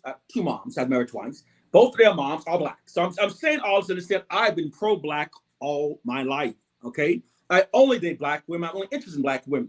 Now, I say that to say this. I have not taken on the position of the panicking and fearing over marrying a white person, you're diluting our race. I don't get into that, because the reality is the majority of Africans marry Africans. And and Africans' birth rate is exceeding Caucasians' rate 3 to 1. Some cases, sometimes 4 to 1. When you have Africans where the majority are marrying black, and our baby rate is outnumbering them by 3 to 1, I'm not worried about, that person with that white woman is diluting my race. That's not realistic. That's not realistic. So I'm not going to panic and get angry and say, brother, white is a white woman. I'm not going to do that, because the reality is no. Even the white man knows that those interracial marriages are not enough to help his numbers. That's why he was trying to stick vaccines in Africa and poison in us. He does all these things. If he thought that marriage alone was going to help his numbers, he wouldn't be trying to contaminate our waters, putting poisons in our vaccines. Trust me, we are not that man with his white wife walking down the street. He's not diluting. He's not hurting my Africanism. He's not hurting me. So I'm not going to attack him because his wife is white. That's not productive. Doesn't make any sense. The reality is, as long as the majority of Africans are marrying Africans, black is marrying black, and we're outperforming them in birth rate, that guy and his wife, I don't care if you see on television, that doesn't mean nothing to me, because the reality, the cold numbers, no, that famous white man is not diluting my African or my African culture. I hear what you're saying there. That is the reality versus the perception. But I think here in the UK, because, they are bombarding us with those images. The imagery, yes. What we're concerned about is potentially the long-term effect. If our babies, if our children are now growing up and not seeing, getting affirmative images of themselves and narratives of themselves, what could the potential long-term be? Let's go over to the panel and then go back to our brother Franklyn Jones on this topic. Nabi says, strong up the panel. Our sad reality is low self-esteem is crippling us. Most of us don't want to look black anymore. So we find comfort in false hair, nails, eyelash, and bleaching cream. Wow, wow, wow. What do you say in response to that, please? Okay. As I told you, in 1968, when they hired social scientists to study the African-American culture, because the African-American culture during the 60s represented the highest, the unified protest demonstrated by African-Americans during the 1960s remained still to this day unrivaled by any racial group in U.S. history. Okay? The social scientist was hired by the current administration to study African American. You know what they said?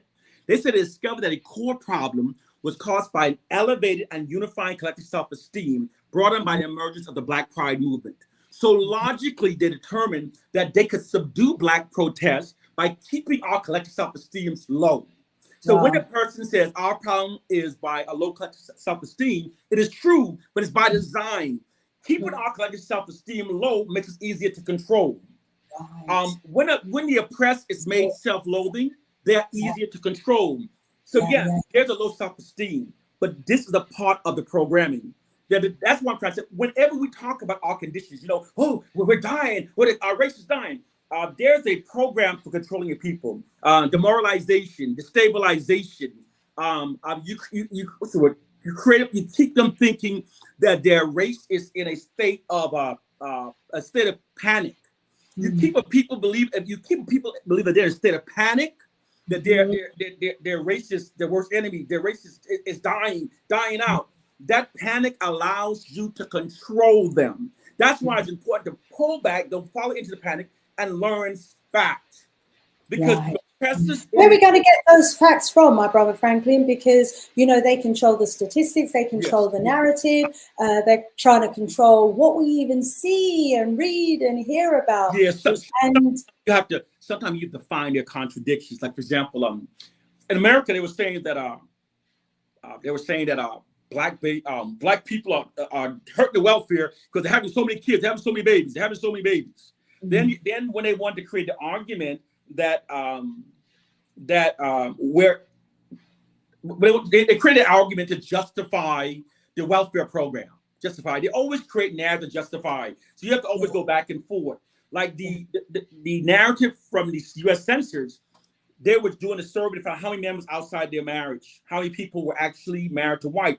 So you take that data to update it. All you do is just take all the data and you just use your best assessment, and that's what you do. But you always have to remember that the narrative that you're getting is coming from those who have throughout history has proven themselves being the most racist, narcissistic, most deceitful people in history. Whenever those people are controlling all of the narrative, they will always distort facts to serve their interests. They will always distort facts to fit their narcissistic tendency and their racist hidden agendas. This is who they are, this is who they've always been, and it's the way they've always meant to be. To blindly accept narratives from the white society as being true is like accepting food from a person who's a serial poisoner.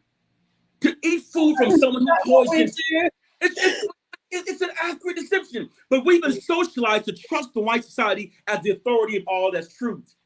And here's the thing that people forget. When I ask who benefits most when Black people are demoralized, divided, and self-loathing, the white society. When the white society benefits most, and the white society controls our narrative. So accordingly, the narrative will be distorted to make sure we're demoralized, divided, and self-loathing. Yeah. So we've got to counter that. We've got to raise our self-esteem, our race esteem. We've got to bring back that Black Pride movement that was just working so effectively in the 60s and 70s. We've got to be proud of who we are, whether we call ourselves Black, whether we call ourselves African. We have got to have that sense of pride back again. We are 7 minutes away from the top of the hour. So what I'm going to do is just bring in a few more comments from the chat, and then I'm going to allow you to close out, my brother Franklyn Jones. The time, 2 hours, is just whizzed by. Everyone in the chat, please remember to drop your comments in the video below. When you come out of the chat, before you leave YouTube, please do go underneath the video and drop some comments and thoughts about today's show and discussion. Let's see what people are saying. Bring in some few more comments. So Sheretef is saying, we are creating solutions to the divisions they have created in order to preserve ourselves. Yeah, we've got a solution focused person in the house. Fantastic. Kwame says, the first time I saw straight hair Black women was in the band Chick, and it seemed strange. Now it's the norm. Yes, they actually do use the television to even create images of us that they then want us to emulate. And it happens with the positive and the negative, usually the negative. You know, I think when we first saw, you know, that style where the men like kind of sag their pants, Yes, was on social engineering. American TV, and I think it was even glorified by the artists in Yes, that. it was. It's called media social engineering. Sort of thing. And our parents were the sort who would wear suits and ties and bowler Yeah. hats, you know, and look how they've denigrated our image. Sawe is saying exactly in the UK. We are bombarded by mixed couples on TV, etc., which could have the effect of our children marrying outside of the race. It's the long-term effects that's worrying. One or two more comments. Miss African Roots says, so African people globally have every right to use the same system against them. Of course, it's for our own survival. I think we're going to go over to our brother in just a moment. Brenda says, we now have a powerful medium, the internet, to present affirming images, stroke messages to reach the vast numbers of us. That's right, we've got no excuse now. Anchor says, there are Africans on the continent who do not teach their children the local language and believe it's rather cute. First time I came across it, she said, I was shocked. I mean, I've heard so many of those cases. I don't know if you have as well, where, you know, some African families are not allowing their children to speak their mother tongue language in their home. I mean, you just wouldn't get this in the other races. Franklyn, they have a sense of pride about their mother language, about their culture, about their identity, and they promote it in the house. But such is the extent of all of what you've been describing in terms of the socialization of us as a people, that, you know, this is the impact that it's having even on the continent. How can we reverse this? As I leave you to take us out here, Brother Franklyn. How can we reverse this? There was a sister that sent you a message a few minutes ago you read, and it was talking about solutions. And I know there are those who might think that this guy is explaining the problem, but not talking about the solutions. And I understand, and that's a justified comment. But I want to explain to you what I'm doing. Once you start studying social science, you learn how to use the social science to your benefit. Okay, there is an inherent response within the human psyche. It's automatic. When a human recognize danger, the awareness of the danger, they will then breathe actions. It's normal. Once you know the danger, you move out of the way of danger. You make adjustments to place yourself away from the harm. And this is so true. This is why the oppressors don't want you to know the truth. So the goal here is to make our people aware of the socializing of their minds. Once you make the people aware of the socializing of the mind, that's going to produce changes.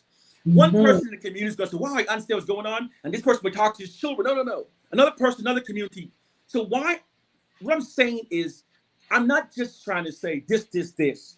The solution is inherently connected to gaining an understanding of the truth. True knowledge. The fake knowledge keeps you complacent. True knowledge elevates your mind to a greater radius. It gives you a greater understanding of what's happening to you. And a mind once expanded to a greater radius by true knowledge never returns to a smaller size because the truth won't allow it to. I'm embarking with you true knowledge to elevate your understanding. And once you got it in understanding, I swear to you, it will change your behavior. Because you see the war. This is why when people, they want to keep their war against us covert. Because if it's covert, we ain't gonna do nothing. We're dancing, we're partying. So once Africans are aware that there is a deliberate war against our minds, they understand there's a deliberate reason why they're controlling the curriculum in Africa, why they want to control the curriculum of Black students in the UK, because they're socializing our minds to think of what has served their interests. They're socializing to think of what is protect white supremacy well into the future. Our people's ignorance of this is what gives it its power. So therefore, by educating our people of it, erodes its power. So my dear sister, this is one of those situations where the information is what breeds the solutions.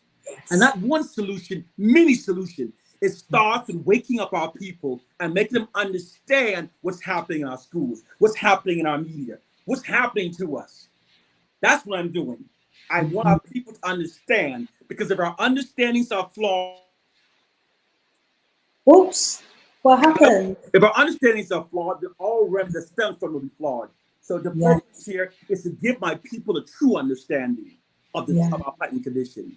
You're doing an absolutely phenomenal job, Brother Franklyn Jones. We have learned so much from you this evening. I certainly have. Every time I hear you, I hear, some new information, and it just, I take your messages onto my radio show.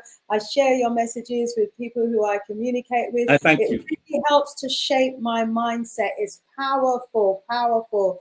And I certainly hope that everyone in the chat that's been listening with us throughout the evening today have learned something from the presentation from our brother Franklyn Jones today. I'm sure you have. Please take the learning, share the learning. Let's use it to wake our people up. Let's make our family members realize that we are being socialized. We are being conditioned on a daily basis. Our children are being socialized in the schools, and how important it is for us to instill in our children a sense of pride in who they are, pride about their identity, pride about their language, pride about their color and their blackness, teach them their history and their accomplishments. Let's not allow our children to sink in their chairs in the schools as they hear about the great accomplishments of the so-called white race and don't hear anything of their own accomplishments. Let's let them sit there feeling proud because they already know about the great accomplishments of them as Africans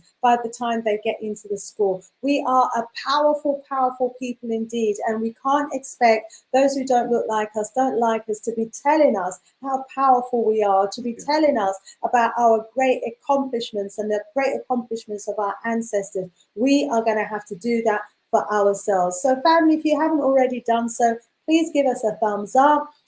Do join us same time next strong as well, Wednesday 8 p.m. UK time. I think it's actually 4 p.m. EST time. Is it not? Brother Franklyn, I got that wrong earlier. I can't get the time right now. I think thought it was 3 p.m. So family, we will be black, all being well, next strong. Thank you so much for joining us here on the Sister Shanice Show. Thank you so much, Brother Franklyn Jones, as always. Very educating, very enlightening. We're out of here for now, but sending you more love, more power and more strength. Please share the video, share the learning, and spread the messages that you've learned today. Thank you, family. Sister Shanice out of here for now. One love.